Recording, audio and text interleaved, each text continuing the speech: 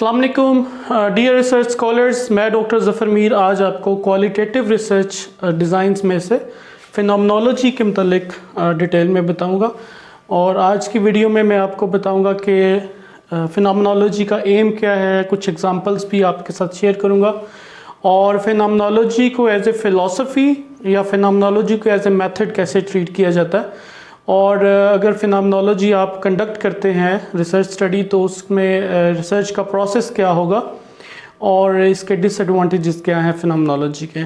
तो सबसे पहले एम की बात करते हैं। जो फिनोमेनोलॉजी है वो एक क्वालिटेटिव रिसर्च डिज़ाइन है, और इसमें इसका जो एम है वो बेसिकली किसी भी जो लिव्ड एक्सपीरियंस है उसको डिस्क्राइब करना है या उसको अंडरस्टैंड करना है, ठीक है, या उसका एसेंस जो है वो मालूम करना है।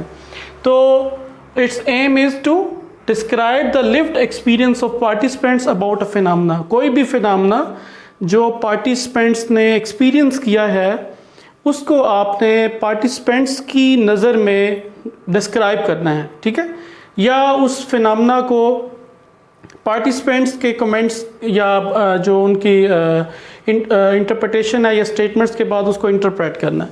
तो मिसाल के तौर पर आप देखें कि artistic students experience in inclusive settings.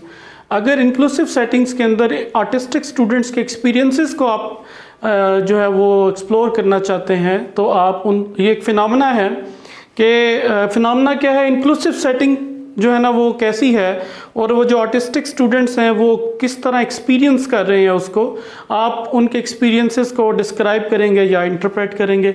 इसी तरह ऑक्यूपेशनल थेरेपिस्ट जो है फर्स्ट ईयर उसका एक्सपीरियंस फील्ड में जो फील्ड वर्क में वो गया है ऑक्यूपेशनल थेरेपिस्ट, तो पहले एक साल का जो एक्सपीरियंसेस हैं ऑक्यूपेशनल थेरेपिस्ट के उनको आपने रिपोर्ट करना है, तो आप फिनोमेनोलॉजी का इस्तेमाल करेंगे। इसी तरह अगर एजुकेशनल सेटिंग में ये देखें कि कोलैबोरेटिव टीचिंग अप्रोच है उसके बारे में स्टूडेंट्स का जो एक्सपीरियंस है उसको अगर आप रिपोर्ट करना चाहते हैं तो भी आप फिनोमेनोलॉजी का इस्तेमाल करेंगे।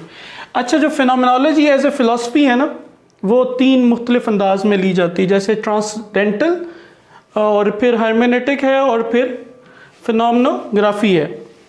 ये लेटेस्ट नया ट्रेंड है फिनोमेनोलॉजी में।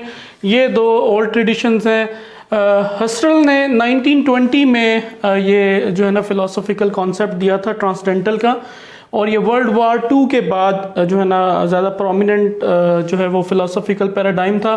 इन्होंने पॉजिटिविस्ट्स को रिजेक्ट किया था और ये पोस्ट पॉजिटिविस्ट के साथ क्लोज थे।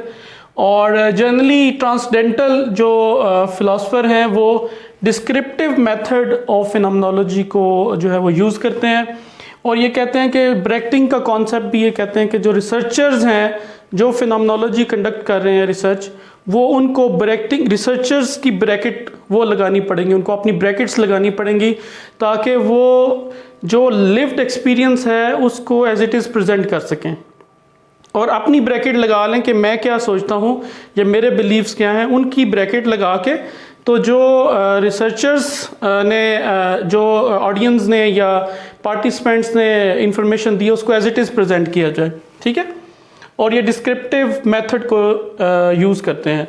फिर हार्मेनेटिक जो फ़िलासफ़ी है फिनोमेनोलॉजी की वो मार्टिन ने दी थी 1927 में, और इन्होंने ये कहा था कि सिर्फ डिस्क्रिप्टिव जो डिस्क्रिप्शन काफ़ी नहीं है, किसी इवेंट को डिस्क्राइब कर देना काफ़ी नहीं है, बल्कि उसको इंटरप्रेट करना है, रिफ्लेक्शंस देनी है, सब्जेक्टिविटी लानी है, रिसर्चर्स की अपनी सब्जेक्टिविटी भी आनी है, कॉन्टेक्स्ट को भी हमने देखना है, मुख्तलिफ जो कंटेक्चुअल फीचर्स हैं वेरिएबल्स हैं उनको भी एनालाइज करना है और फिर इंटरप्रेट करना है, और कोई बिग पिक्चर देनी है, कोई एक रियलिटी नहीं है, मल्टीपल रियलिटीज़ हैं, ठीक है। तो ये इस चीज़ पे वो कर रहे थे काम, और ये इंटरप्रेटिव जो है ना मेथडोलॉजी को लेके चलते हैं।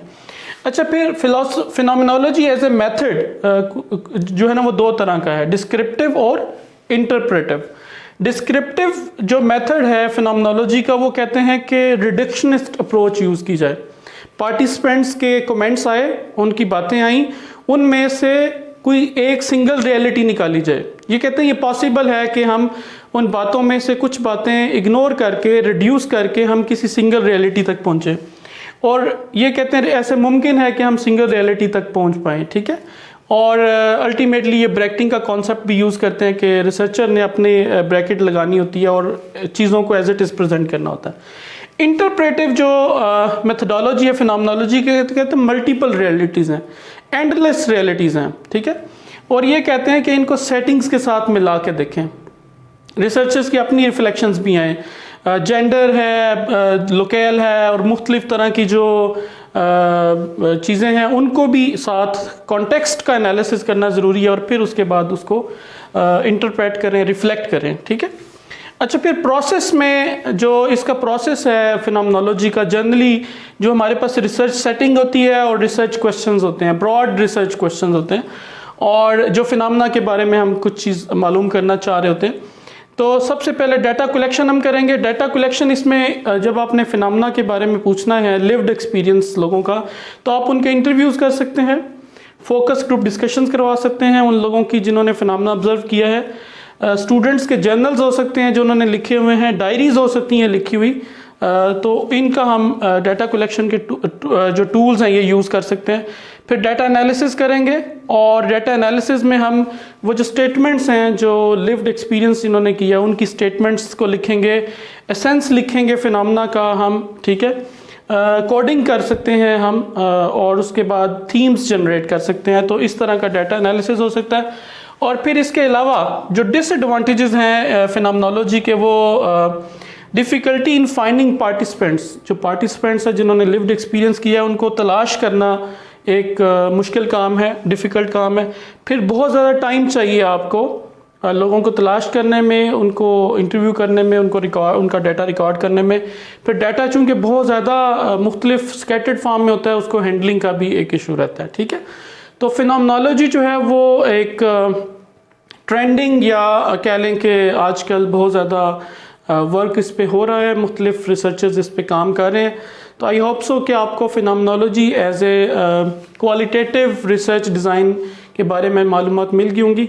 नेक्स्ट में इंशाल्लाह मैं आपको ये जो एक सिलसिला होगा क्वालिटेटिव रिसर्च डिज़ाइंस का, उनमें फिर मुख्तलिफ रिसर्च डिज़ाइन जो है वो 1 by 1 जो है वो इसी तरह एक्सप्लेन कर दूंगा, ठीक है। कोई क्वेश्चन हो आपका तो आप कमेंट बॉक्स में प्लेस कर दें। अल्लाह हाफिज़।